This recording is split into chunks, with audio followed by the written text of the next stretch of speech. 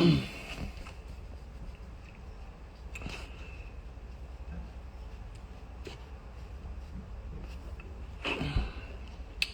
up, everyone? Hope everyone's doing well. Hope everyone's staying safe. Let me see. So I wanted to get online to have a little conversation, kind of about what's happening right now with the protests, with killing of George Floyd, and anyways, let me get my friend on here.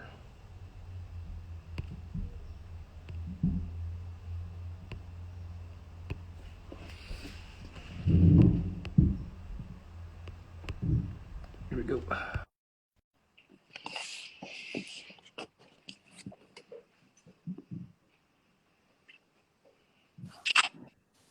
Yep. Yeah. Yo. What's happening, man? What's cracking, man? How you doing? Good, good. Oh, you got that. You got the God light in the back. Oh, come on, man. You know how to do it. You know how to do it. um, for everyone who doesn't know, this is my friend Lord Sanctus, aka Official, aka Yeah. Harold. We've I grew up in we grew up in a little town called. You grew up in Nipomo. I grew up in Grover Beach, which is 5 cities, like slow town. If anyone knows Central Coast, that's where. I mean, I went to elementary school all the way up until high school, and that's sometimes in bios. In my bio, sometimes it gets left out in the sense that people don't know what. So I have to like explain it, which but we met in third grade, and it was you're basically my first friend when I moved to America. You were definitely in my first three friends. I don't know what order it happened, but I know you're in the first three friends in my life that I made for sure. that I actually like played and went over to like each other's houses and like actually Hmm. spoke on the phone and stuff. And I Um, will say you're the first friend for you're either it was either you or Marcus Boykin that I met, the first friend I had outside of church. I don't know which one. oh really? Yeah, for sure. Um, so I mean, I wanted to get on live just kind of talk about obviously what's happening right now. And I think to for a lot of people, including myself, like I have uh, seen and learned a lot about Black culture through you and a lot of friends throughout kind of my life, especially in Central Coast, which is like Black population is very small. Right. Along with like the Asian American or Asians in general in Central Coast, it's predominantly white, uh, Hmm. and um, I think a lot of things I learned from uh, from stuff that you introduced me to, whether it be hip hop culture, whether it be uh, from films and even dance was a big part for me, and to realize that how much I've absorbed and learned uh, from Black culture, it starts to really kind of blow my mind. You don't think about the things kind of you learn; you just absorb it as a kid, right? Hmm. And then to now, I think for it hit really hard when all these killings started to happen. You start to realize like, oh, I've seen this so many times, but it's like, what can you do, right? What can Right. you do? So I mean, like for you being in like Central Coast, like how we never even really got to talk about those things. I'd hear tidbits and here and there, and I'd have some sort of empathy for the fact that I've gone through a little tidbit of what you have gone through, and that's not even close to saying that that's equal or a full understanding of the racial discrimination that you kind of endured. through your childhood and to now? I mean, it's interesting. My perspective is a little different than most of Black people, I feel like, because I was raised as I wasn't raised to look at myself as a Black person. I was just raised to look at myself as a person. You know what I'm saying? So growing up, I didn't realize when people had a problem with me. I never equated it to race because I was just taught to not do that and kind of dismiss that behavior. So I didn't pick up on that stuff way later in life. I actually could say, like, I can honestly say that growing up, I probably thought I had white privilege just because I grew up around white people, not understanding, how they saw me until honestly my interactions with the police as an adult. Then I started to see, like, oh, okay, I'm not being treated like they're being treated. You know what I'm saying? Like, it wasn't really like that. But I can, what's really honest, and we've never had this conversation, but I vividly remember anytime, anytime someone said anything derogatory towards Asians in your vicinity, how livid you would get and how instantly you would stand up and be like, I don't like our whole group, everybody around us knew, like, Harry doesn't play with that. You don't say that. You don't say anything disrespectful towards Asian culture. And I never did say anything disrespectful to, or tried not to. But I never understood that sense of pride you had because again, I was just looking at myself as just a person. I wasn't looking at myself as a Black person.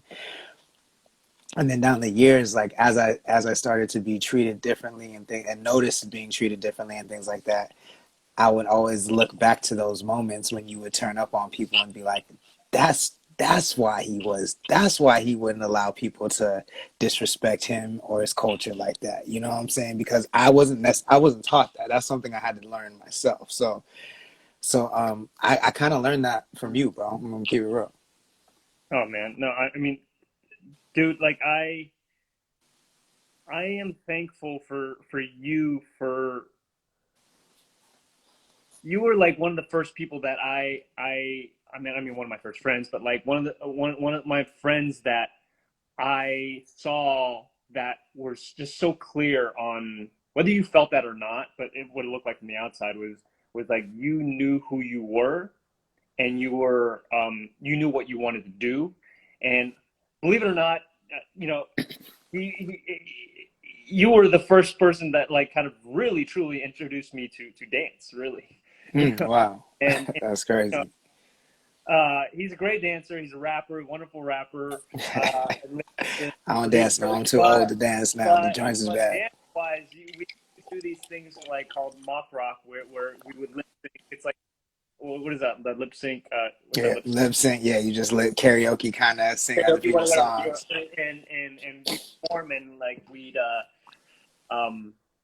be on stage and performing like Genuine and like Cisco and all that stuff, but we predating ourselves. But yeah, but but I learned a lot about kind of what it was to feel to be different, and to I think when those moments when I did like kind of, I think it was more insecurity and really feeling like I didn't know how to else to express it because it just felt bad, and I would, whether I'd have a bad temper, that would just come out that way. Right.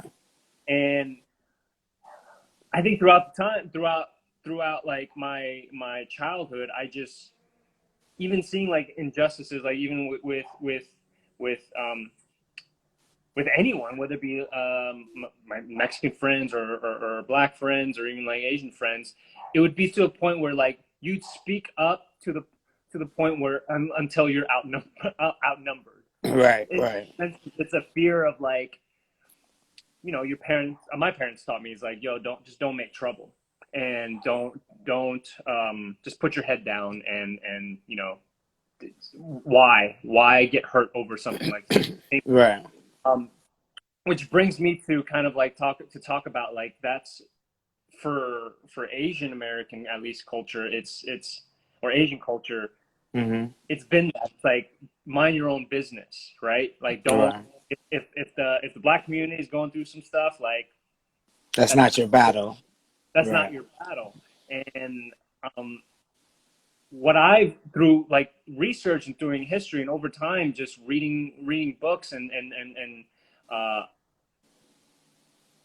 starting to see the origins of that, right? Of what the Hmm. were.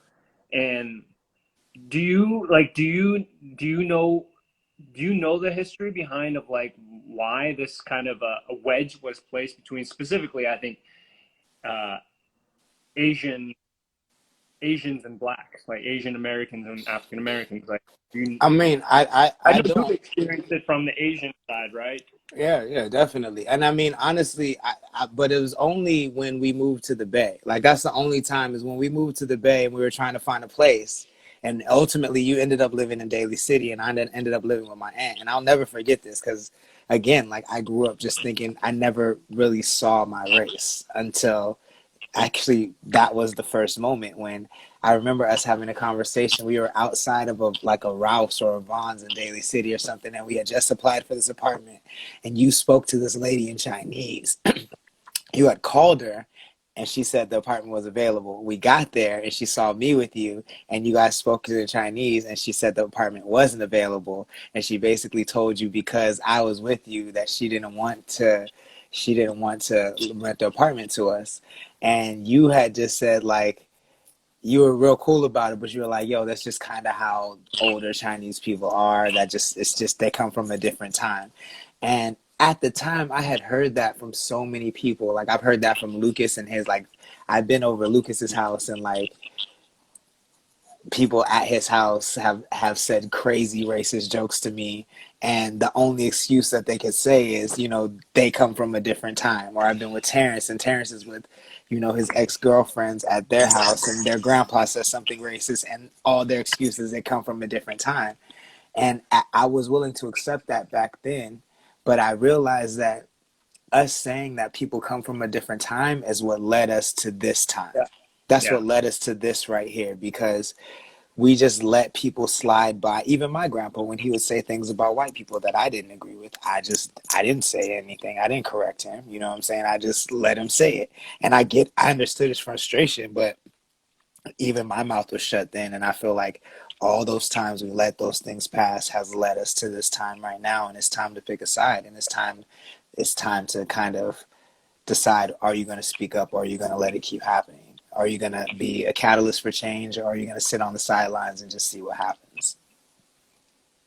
yeah. I mean, I agree with that, and I'm sorry. I know we've had this conversation before. Like, it sucks because it feels like I have to like apologize for like the community. And you don't No, you no, no. I yeah. But it's but that's I think the hard part, right, about this conversation. Sometimes it's like you are proud of your culture and your community, but you also have to, as much as you want to uh, have that hold that bag of and be proud of all the things that the accomplishments of the community.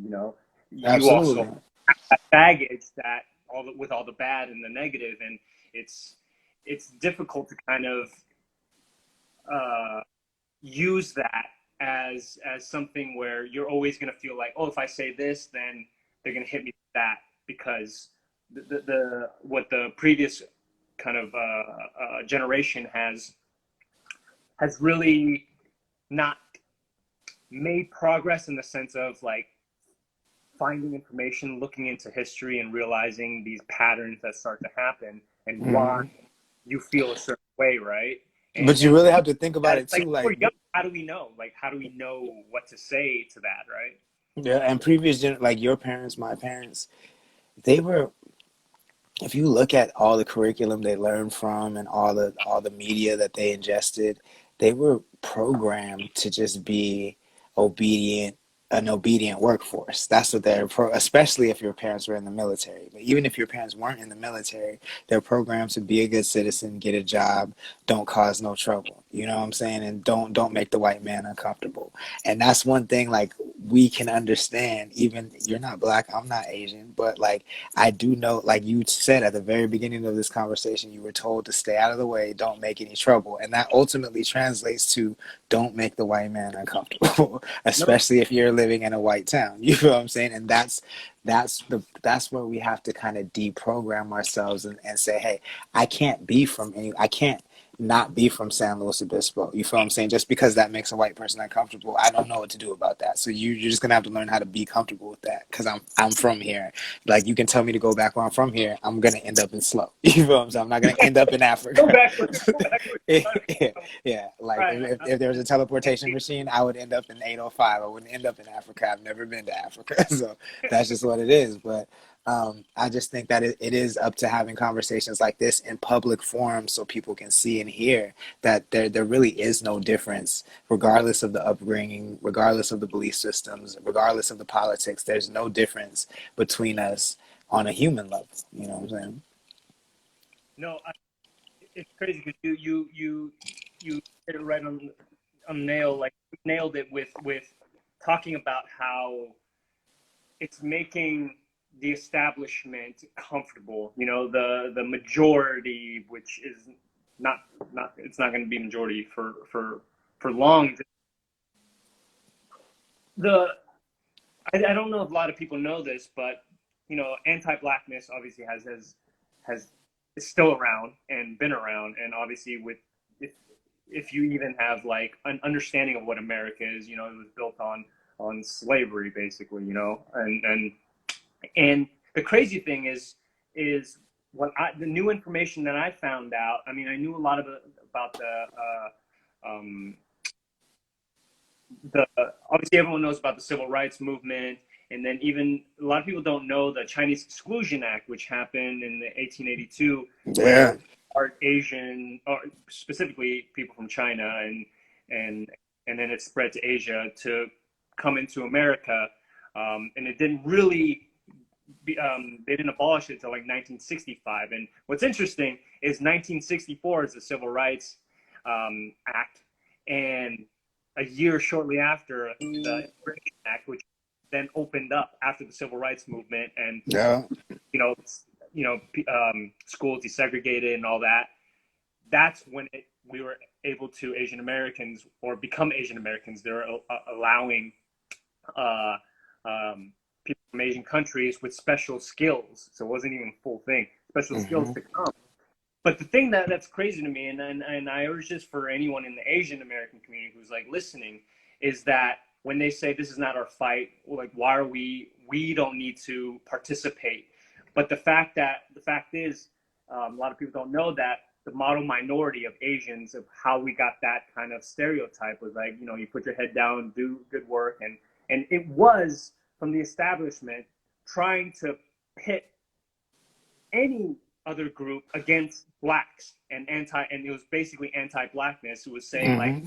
look at these Asian people, they're foreigners, they're different than us, but they're doing so well. They put their head down, they you know, they have families, Yeah. they're But let's all the while not acknowledging that just years previously, other Asians watched America round Asians up when Pearl Harbor happened. You feel what I'm saying? So, like, they completely disregarded that fact that Asians were being good citizens because they saw you round them up and put them into camps. So they know they're not going to act up.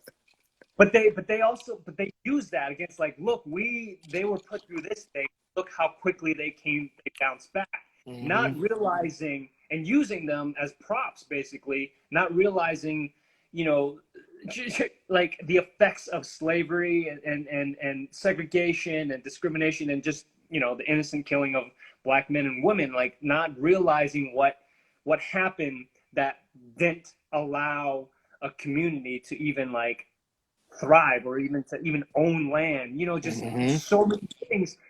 And the reason I think the whole model minority had happened is just because the establishment and the white majority like was less racist towards Asian Americans. Not to say that they weren't, but they were just, Right.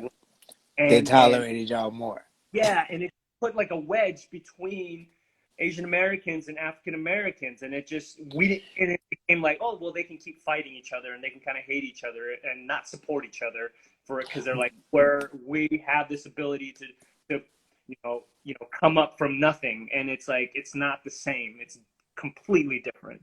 But I also think on a fundamental level, just like on an immigration level, when because my girl's not Asian, she's Armenian. But I think that when you're on the outside of America looking in, what and you're trying to migrate here, you see how blacks are treated, and so you just say, "Hey, stay away from that." You know Don't what I'm saying? like Like, I don't want no part. I don't want no part of that.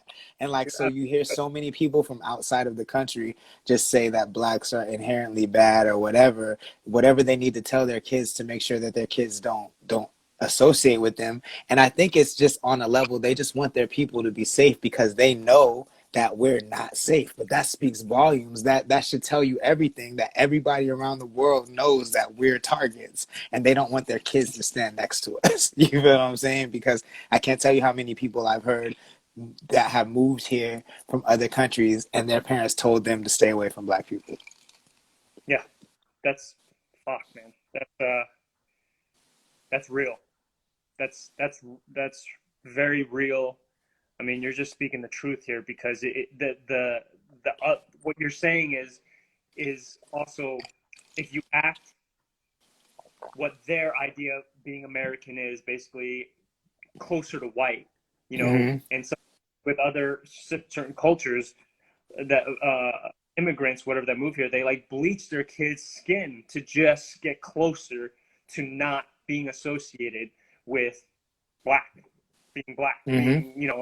being anything close Yeah. to they've kind of villainized through media and through propaganda and whatnot. So like it's it's just so Like much. I've literally seen people whose parents are like first generation immigrants, like be more mad at their kids for being rappers than porn stars because rappers have to be around black people at all times and porn stars don't. You feel what I'm saying? Like, and that's not to judge either profession, but Yeah, that's just that should tell you something. It's not a moral decision where people try to shroud it in morality, like black people are bad and they're not. What it is they say that, but they really know that you're not safe being around us. If you run into the law, if you run into a lot of different situations, you're not safe being around us.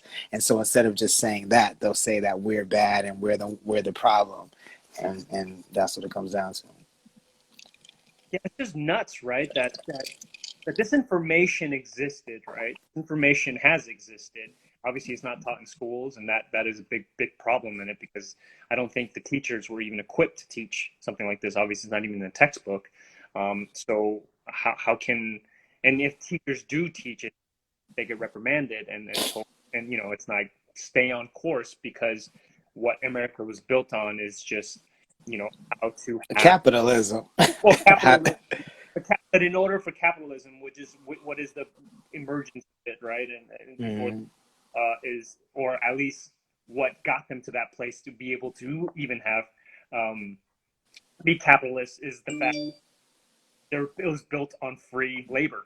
yeah, And yeah. to be able to have the amount of money to do what has been done and to have America kind of thrive off the backs of slavery. But I mean, like, it's always hard. Like, how do you feel like when people do talk about like, well, and I know the answer to this, but I want to hear from your perspective of like, slavery happened 400 years ago. Like, right, all those rights have been given now, and obviously we see that's not true. But like, Mm. what do you say to people like that? Because I think the conversation that we're having right now is important because some people don't know what to say. Some people don't know how to respond to those things, and when people throw that at them or try and downplay it all. Well, I'll say a couple things. First of all, when when if you are in a discussion about racism and it's making you uncomfortable, it's okay to not say nothing. It's okay to just be quiet and you don't have to respond. The problem comes in when you immediately let your emotions take over and you feel personally attacked. So you try to defend yourself as if someone's saying that you have committed an act of racism when we're just talking about what's happened historically. You know what I'm saying? So, as a white person or as a non black person who feels a certain type of way when these discussions are brought up, I would encourage you to practice listening, to practice just not saying anything, nodding your head, and accepting what's being said. Because I mean, millions of black people across the nation saying the same thing. It can't be a lie. You feel what I'm saying?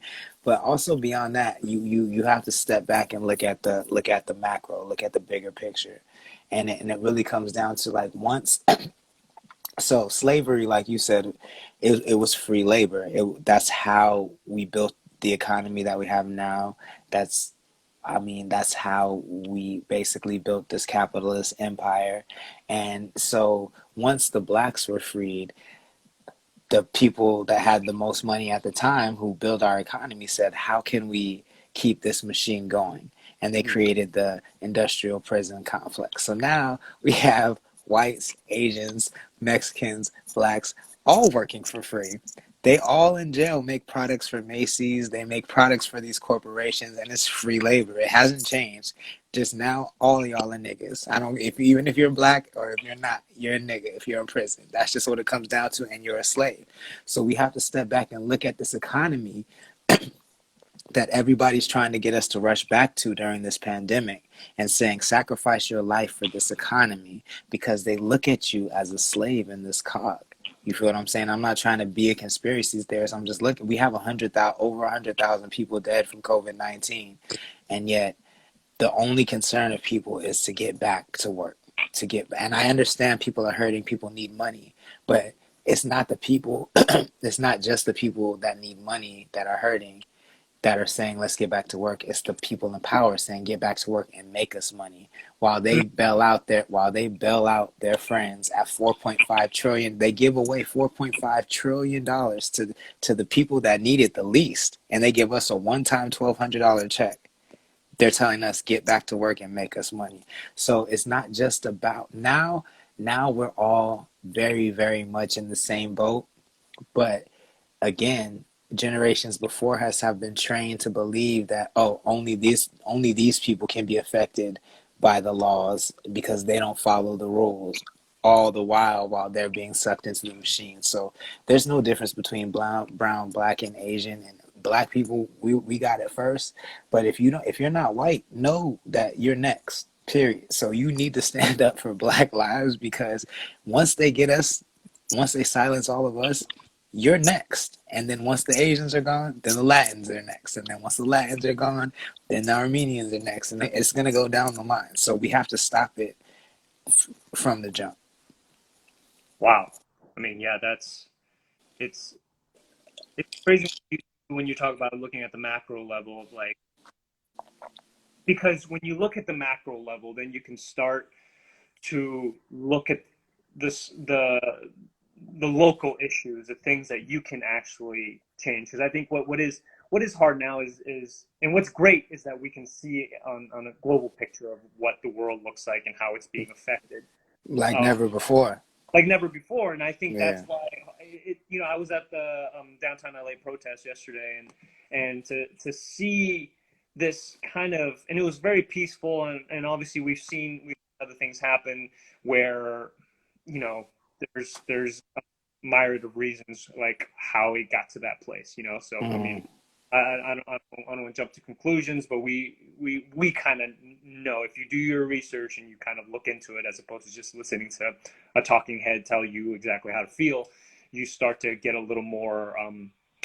When you get more information from different perspectives, you start to come to your own conclusion. But anyways, like yesterday was really just this energy that was there, just people there for a purpose of justice, and seeing the different faces, the different types of people, and the crazy part was also seeing people being supportive in different ways outside of just supporting the cause. They were there handing out waters, anyone needed masks, Mm. or anyone needed anything like some food. There are people there doing that, and it just felt this beauty sense of community that I felt like was that we kind of lost a little bit in America. You know, everyone's kind of, you know, But my individualism is my question is, did we really lose it, or was it? taken away. I feel like it's just like we threw a huge white Ku Klux Klan sheet over it. You feel what I'm saying? So if you ever try to navigate under a sheet or under a blanket for it, it's kind of hard to navigate under it. You feel me? And Donald Trump is that blanket. Donald Trump and his racism is that blanket. But we can still navigate. We can still find each other under that sheet and that blanket for it. But it's a blanket of racism on top of the country right now that's being had. But I mean, Connect the Coast is a media company that I own. I started that because I believe that even in this area in Slow in the 805, there are more of us who think like myself and you than there are of people who think like Trump. I just think that their voices are a lot more amplified than ours because the system has set up to amplify their voices. They have the news outlets, they have all the businesses, they have all the politicians in their pocket.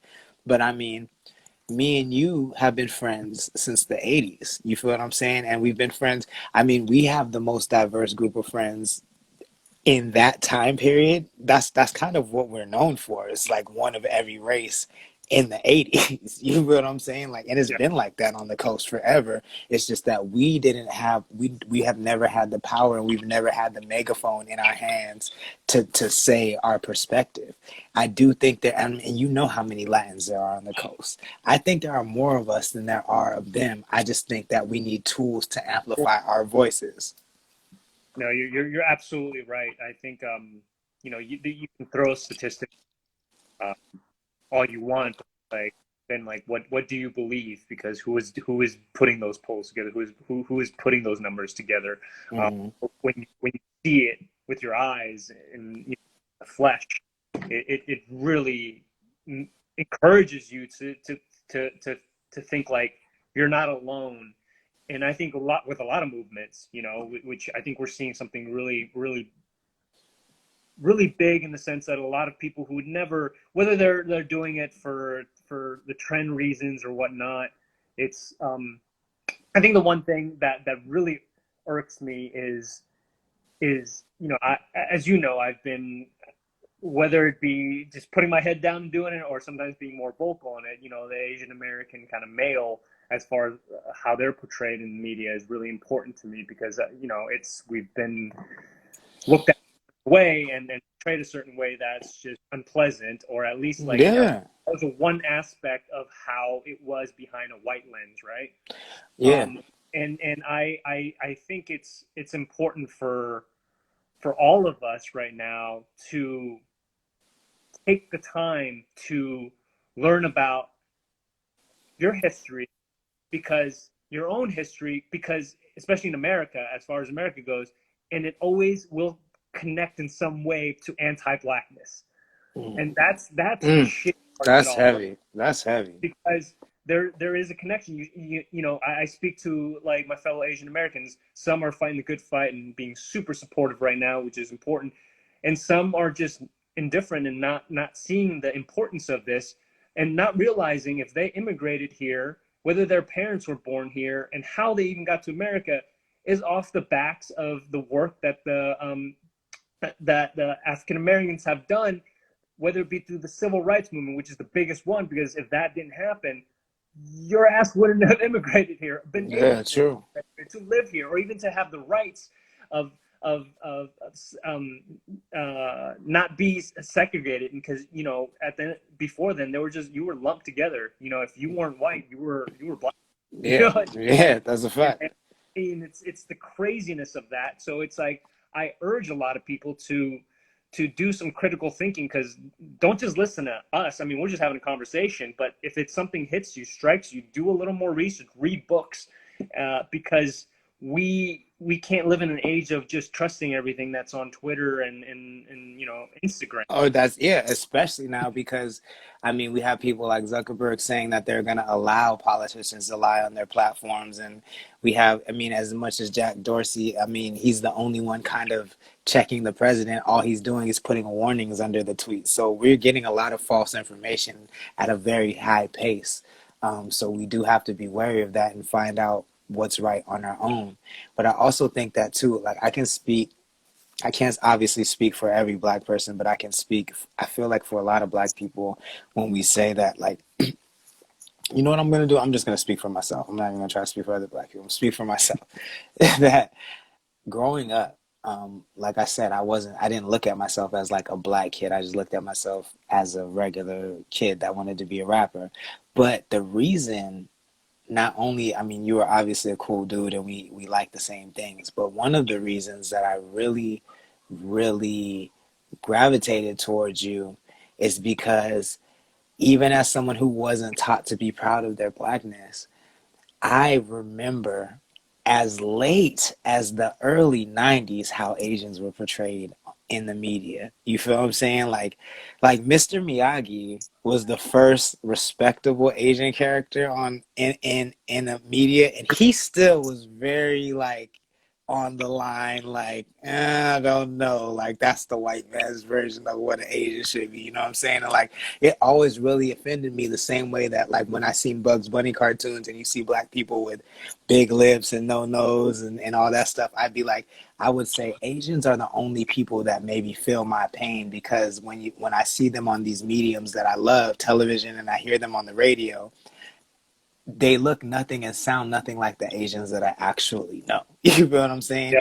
And same way as with the black people, they look nothing and sound like nothing like the black people that I actually know. So I always felt like you would understand where I'm coming from because people don't see us the way that we really are and the way that we want to be seen. So that and I feel like a lot of black people feel that way, and sometimes they don't express it well or they don't eloquently say it, but that is why a lot of black people gravitate towards kung fu movies, and that may be why a lot of Asians gravitate towards hip hop and dance. You feel what I'm saying? Because we see ourselves in these meetings. We see how beautiful we are when it's done right, and we love it when we like when you see hip hop and when you see choreography that's beautiful, you love it. And when we see martial arts movies and when we see your culture and we eat your food, we love it. You know what I'm saying? And we can see ourselves in that. But I don't think that it's been I've never heard somebody express it like that, and I've never really even thought about it to say it because we've never had this direct Oh no, conversation. But that's yeah. how I feel. You know what I'm saying? I mean it's true how like for me when I first moved to America, TV was my first just education, I guess, on America. And I mean, I think I've said this before somewhere, but like, Uncle Phil was like my American dad, Of course, of Bel course. Air. I'm sure for a lot of people, but for me, you would think like, oh, Full House or something like that, which you kind of watch, but something about Uncle Phil teaching Will about discrimination. And then I remember seeing the episode where he got pulled over by a cop and sent to jail. And then when he came in and just struck that, I just like, it was ingrained in me of like, oh, damn, that is the black experience. I'm like, is that true? Because you didn't have YouTube. You didn't have like, if you read books, I didn't know anything about James Baldwin. I didn't know anything about other than MLK, what you learned in school. Right. And at the end of the day, like a lot of, whether it be immigrant kids or kids that kind of are when you're younger, you have other things to worry about, sometimes. And what's terrible, I'm thinking about that, is like the black experience, there's another layer added to it outside of the things that you worry about as like a kid or teenager, right? And there's an Hmm. extra layer of like, don't get killed. Like I never Yeah. thought about that. My parents like, don't get hurt, don't get in a car accident, like stuff that anybody can go through. But like getting stopped by the cops is something that I'm like, oh well, as long as I just give them my registration and license, and I'm more worried about getting a ticket and paying for it. How am I going to explain it to my parents as opposed to dealing with possibly getting killed? That's Yeah. that's crazy to me. But like with hip hop culture, I had to do some like soul searching too, and this was a few years back when realizing like, I'm like, I'm a big fan of Bruce Lee. Obviously, I think a lot of people when we talk Of about course, Bruce absolutely. Lee was like one of the first Asian Americans that was able to come in and just exude confidence and who he And cool, he was. was cool. He was the He coolest. was cool, and he can kick your ass. I mean, Yeah, like that's the real, right? And that is something that we're like, oh, he does not allow bullies to intimidate him, right. But for me, like hip hop was was was was something that was almost like a shield. It was this thing that I know a lot of the black community kind of talks about, like appropriating culture, like taking the culture. You only take it when it's convenient for you, and then Hmm. something bad happens to the community that you love so much or the culture you love so much, you're nowhere to be found. And I think that's Right. what's happening right now. It's like asking yourselves like, how much have I took from this culture and not and taken away something that is of value. Hmm. you know Obviously cultures are supposed to be shared. You're supposed to share the beauties and arts and all that, but the idea that you are only seeing half of a person, Yeah. a community, is what is wrong right now. Hmm. To not accept that there is this history of brutality and hate and anti, um, seeing people as not human Yeah. is crazy. But like the idea, how do you feel about the as far as like people who do take who are rappers and aren't not black and kind of don't know how to deal with how to support, even though they basically uh, kind of use that Well, as an identity, right? Like without, I know yeah, you. yeah, yeah. No, I don't. It depends. You feel what I'm saying? It really depends because, like, if you're a rapper who's not black who says "nigga this, nigga that, nigga this, nigga that," you better be the first one on the front lines. You feel what I'm saying? But rap now is just it's like sports. It's everybody's. It belongs to everybody. You know what I'm saying? So if maybe you respect black culture through your music or whatever, and you've spoken out that way, maybe right now I'm not going as hard if I don't hear you be as vocal, if I've seen you be vocal throughout the years. You feel what I'm saying? But if I can see that you look at rap as a lick, if you look at hip hop as like, oh, everybody's doing it, I could get a million views real quick, get a quick little bag in my pocket, and you've done that, like Lil Pump or whoever, Gucci Gang, and then when this happens, he's nowhere to be found. I'm looking at you kind of crazy. But I do want to, because there's a thought I had. You said something about not looking at people as humans. I really want to bring women into this conversation because I have this conversation with my wifey all the time, like about how people treat, like, when people are surprised that women do something well, or when people are surprised that they do something, say something smart. Men, I'm not even gonna say people. When men are surprised that people do something well, and when women say something well, do something well, or say something smart, then we're all surprised and like, she's cool. She said something I like. When you say things like that, even if it's about a black person, like, oh, you're cool for an Asian person, or you're cool for a black person, those things mean that you don't look at the person you're talking to as a whole human being. Because if you did, you wouldn't be impressed that they can do the same thing that you can do. You feel what I'm saying? And you wouldn't even be impressed that they can do something you can't do.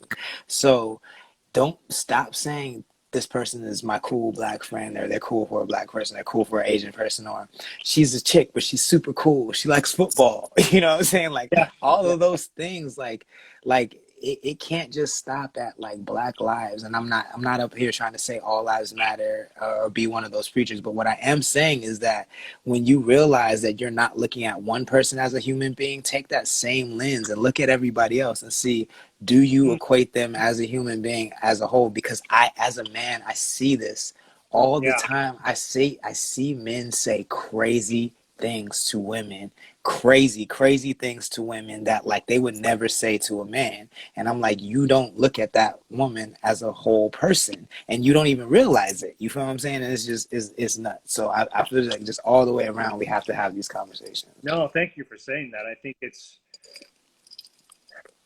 there's a lot of work that needs to be done, and I think for all of us to what's going to spawn from this outside of hopefully fixing the system or at least putting it towards the right direction because it's going to take a while. This does not happen overnight. And we've had this conversation in our group, our friends, that it can't happen overnight. But these conversations need to be had because if someone takes away just one little thing from this, and I've taken away a lot of stuff, just even having this conversation. I've known you for I don't know, for almost over 20 years. Over 20 years, yeah. 20 years. But this, I remember I just discovered this. She's a educator on race, Jane Elliott. Yeah, she's dope. She's super dope. She's super dope, and I encourage anyone if they want to learn more about just kind of systemic racism and just kind of how the system's been set up, not just even in America. And I think it applies to other countries as well. But right now, obviously, America's in the spotlight, and she was saying, like,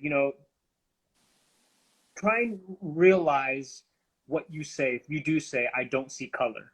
When you look at someone, you're like, I don't see color. I'm colorblind. I treat everyone the same. I don't care what color they are, which you should treat everyone the same, right? That's what we're all looking for right now. But at the same time, you can't say you're colorblind because that means you're not accepting that other person as who they are. If the person is black, then that's who they are. Whether it is not the idea that's in your head of like what has been portrayed, or your one experience with one other black person, you have to accept them because that's what they are. Like saying like, oh, you don't see me as Asian is a different thing than saying like, I know what type of Asian you are. That's like right. a thing, right? Right. There's so many layers to it that it's like when we have these conversations sometimes, not talking about us, but like in the public space, it all gets whittled down to like 30 seconds. And it's like, this is such a hard thing to talk about because there's so many layers behind like who people are. But just because they are a skin color doesn't mean they're the way that you think they are. Right. Absolutely. People are surprised by certain things, like even, for instance, like for you, it's like saying like, oh, I'm from the Central Coast. It's like what? And it's like, yeah, because people exist everywhere. Exactly. I can't tell you how many times today at the protest I got asked where I'm from when it says where I'm from on my shirt. Like why would I be wearing a San Luis Obispo shirt and protesting in San Luis Obispo if I'm not from San Luis Obispo? Because there's no black people there, they instantly go to, oh, I've never seen you, so you can't be from here. I've never seen you before. So like, what are we talking about? You know what I'm saying? But I think you hit something on the head, and it's something I want to expound on, and it's that, I think that people would like to claim that there's a culture war in this country and maybe across the world. But what I really think that there is a misunderstanding of the cultural hierarchy that exists in nature. And when I say that, I mean that we have the order of which cultures are most important backwards, right? So if we really did a hierarchy of which cultures were most important and we put the culture of humanity at the top, then we would all see each other as people, right? And then we could put the culture, I personally believe the culture of gender should be second, and we should acknowledge the differences and celebrate the similarities. And once the culture of humanity is respected and the culture of gender is respected and understood, then the cultures of ethnicity and the cultures of hobby, hip hop, and all that stuff all can be secondary. And cultures of family, I think even maybe culture of family could come third, and everything else can come after those three things. You know what I'm saying? So, species, gender, family, and then race. You go after that, and everything else. If you understand species at the top, then I can appreciate you as an Asian. I don't have to say I don't see you as an Asian. I can say I appreciate you as an Asian. I appreciate what you bring to humanity as an Asian, and you can appreciate what I bring to as a black person to humanity. You feel what I'm saying? Like, and I feel like if we understand, because nature is made to work. Everything works together, even the way a man and a woman fits together, the way that the sun affects the flowers, it is made to work. And there is a natural hierarchy of cultural importance that's just set in there. And if we acknowledge the importance of the culture of humanity first and everything else secondary, half of these problems would go away overnight. Yeah, I mean, culture of humanity. I mean, that's beautiful, and you know, even going down, I know um, with gender and just being introduced with what um, different types that we haven't really even been exposed to and or even had a voice. But even like talking about race instead of saying who's better or what is better has been the big part that's been laid over the whole world. And I think it's a sense of pride, right? Just like a sports team. You're like, well, you know, I want to see my, you know, my team win. And it shouldn't be that Right. idea of like, you should be just proud of it so you can share all the things that you've experienced and learned from your particular culture with someone else's. And hopefully that exchange can happen for the greater good of humanity, right? Because I think Exactly. when we see people from different countries really come together and work, the advancement of like technology, for example, have we just surpassed what has been done in 50 years. What would have been done in 50 years if we kept separate, and we've done it in like less than 10 years. It's Mm-hmm. you know, it's really incredible with the shared information that we have. But I mean, like, this is wonderful to have because I think more people should have this conversation and listen and Absolutely. I appreciate you opening your platform to do that, man. It's dope. no, I think it's incredibly important because I know there's everyone has a lane and what they're. I think everyone's trying to figure out what they can do, right? What they can do to help. And I think we live in an age where they want the result now. They want to do it now. They want the result now. You know, they want to Amazon Prime it. They want the next day. You Yeah. know, the Yeah. next day. And you know, I think we've all most of us have kind of grew into that culture of like, well, yeah, I can get that thing now if I wanted to, and so it's immediate. So but these changes don't happen overnight, but the action that of consistency and with an open heart allows us to hopefully get there a little quicker than the previous generation um, uh, hasn't had the opportunity to fully be able to do kind of what we're doing. Like, look, you're in a different city and we're just having a conversation publicly. Yeah. This is crazy. Like this It's crazy. satellites. You wouldn't need professional cameras and before then, right? Literally every day. Every day. I mean, like, I think about this every day of my life. Like, not to brag, guys, but we were very popular at other people's high schools when we were younger, and social media didn't exist. We had to actually like sneak onto other people's high schools or be invited onto their high schools to know people at other schools. So like every day I think about like where we would be at. Like we were on national TV as teenagers and there was no social media. Whereas every teenager now who's on national TV is like immediately blows up. I thank God that social media didn't exist, and I'm at the same time wonder what would have happened. But it's just I say all that to say that we live in an unprecedented time with unbelievable tools at our disposal if we can just look at them as tools and not clout machines. You know what I'm saying? And use them as tools, we can quickly change the world, I think. Hell yeah, man. Amen to that. And I I think also just to keep our focus to outside of these conversations are great. Should continue, I think, till we've solved the issue. You know, it's going to take some time, but like to see justice, you know, not just for George Floyd, but for the countless killings that have happened in the hands of policemen that aren't held accountable. I think is kind of what needs to start the first thing that kind of happens, and I think the world can breathe a little easier. For Uh, sure. that when that is finally seen and done, so we can move on to other that are still playing our system and our specifically our country. That's a fact. And I mean, like, this is not new, guys. Like, we have literally been friends since the 80s, you know what I'm saying? And if anybody caused harm to my brother or his family, I would lay my life on the line for him, and I know that he would do the same for me. And we need to start speaking up for each other's communities. Our families did businesses on very on near blocks to each other. So there's been a unity and a respect here that has existed.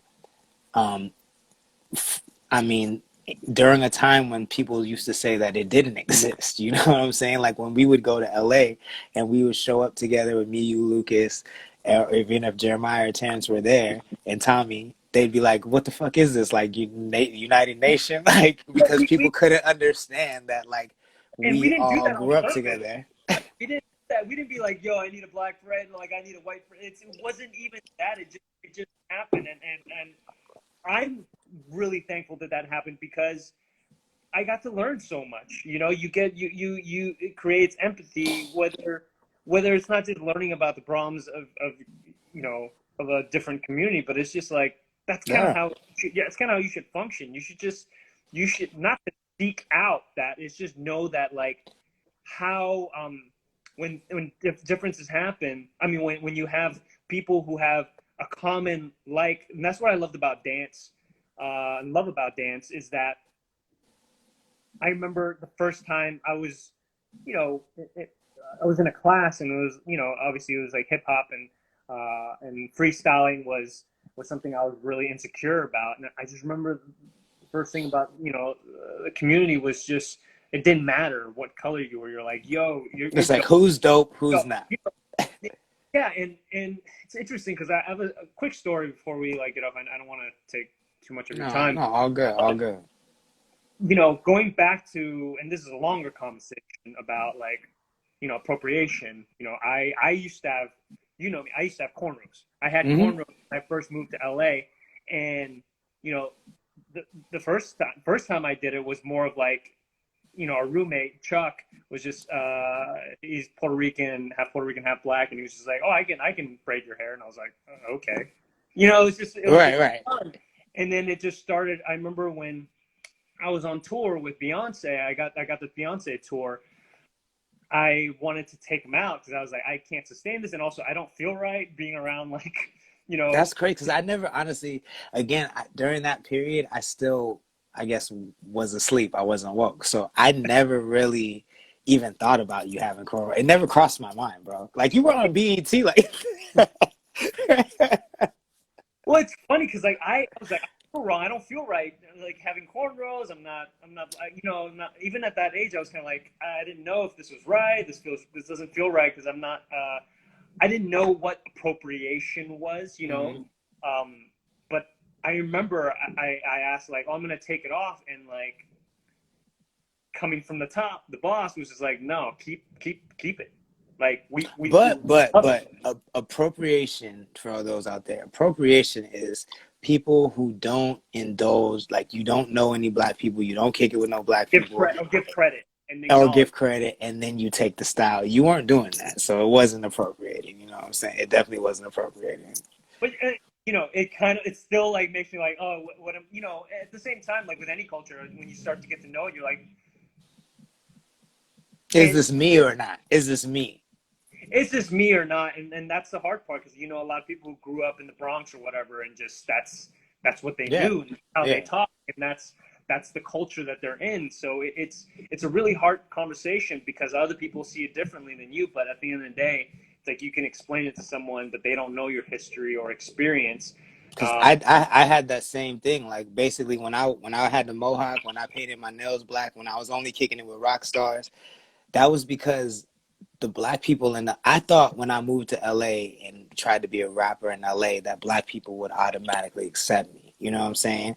But they had their own struggles going on. They weren't really they weren't trying to stop what they was going through to teach me how to be black. You feel what I'm saying? And instead of me taking it upon myself to learn what I wanted to know about being black, I just said, oh, well, y'all not fucking with me. I'm gonna go fuck with them. You know what I'm saying? So that's why I was painting my nails black. That's why I was only hanging with rockers. That's why I was only doing rock music and pop music for a time because I felt abandoned by my people. So I abandoned my people. You know what I'm saying? Like that's where that came from. I had to sit down and have a long look inside of myself. And I don't think I like all rock music. I like all that stuff. You know what I'm saying? But that was not me. It wasn't me because it just I only did that because they were the ones accepting me. But a lot of times, even in accepting me, they were making fun of me. It was racist in itself. They're just like, I can't believe a nigga's doing this. You know what I'm saying? And like I wasn't woke enough to see that's what was happening. So I mean I understand that self-discovery takes time. Understanding what your own thought process and how your mind works takes time. But if you're doing that, stay on the path, and keep digging into yourself, keep digging in and having those uncomfortable conversations with yourself because you will come out the other side as a better person. Man, that's beautiful. I'll leave it at that. Have a lot of conversations with yourself so you can discover yourself, and that's huge. So yeah, man. Look, I really appreciate you getting on. I know it was very last minute, and you know, you're a busy guy, and I think these are important conversations. So I love you, man. And I love you too. Say what up to the family for me. Say what up to Lil Zia. all right, thank you everyone for watching. I know it's late for some people in America. Uh, so, Oh, let me just say this. I have a radio station 24 hours a day. It's on 24 hours a day. You can download the app. If you have an iPhone, it's a free app called Station Head, and it plays music from my city. I feature artists from my city every day, and I'm the DJ on there. You can request music.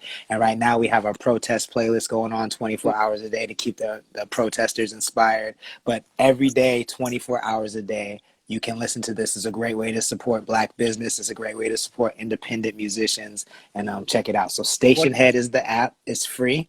And station? follow Station Head. Station Head. One word. It's a free app. And follow Connect the Coast on Station Head to listen to Connect the Coast Radio. And I thank All you right, for letting send me say that that. to me when I put this live on. I'll throw it on there For sure. as well. So yeah, everyone go download the app and listen. Lord Sanctus, he's really trying to bring the culture the Central Coast, and there's a lot of like great rappers, musicians out there that he's really you're spearheading. I mean, you're really jumpstarting kind of that movement, which Trying, sir. has existed but hasn't had the voice. So I appreciate True. you for that, and dude, much love to you, man, and have a good night. Likewise, I love you, bro, and I really appreciate you having this conversation with your platform. It means everything. So it means everything. Hell yeah, man. All right, have a good Yeah. night, dude. You too, fam. Peace.